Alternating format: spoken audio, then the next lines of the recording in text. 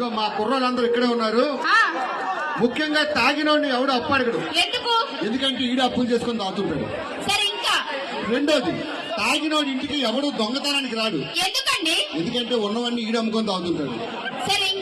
ముఖ్యంగా మనం తాగిన వాళ్ళకి ముసలితనం రాదు. తాగి తాగి మధ్యలోనే పోతాం కదా. ఏమండి మీరు అలా తాగొస్తే నైట్ టైం పడుకునేటప్పుడు ఎంత ఇబ్బందిగా ఉందో తెలుసా? నేను చెప్తా మళ్ళీ చెప్పోసారి. తాగొస్తే నైట్ టైం పడుకునేటప్పుడు ఎంత ఇబ్బందిగా ఉందో తెలుసా? తాకుండా ఒక నిమిషం తమ్ముడు, తాకుండా పెళ్ళం పక్కన పడుకోవడం ఎంత కష్టమో తెలుసా నీకు? ఏమండి మరీ ఎక్కువ మాట్లాడుతున్నా గానీ మన ఇంట్లో కిటికీకి కట్టలు కుట్టేయండి. పక్కింటి చూస్తున్నాడు. కరెక్ట్ గా చూడండి, ఆడే కుట్టించుకుంటాడు కట్టంలో.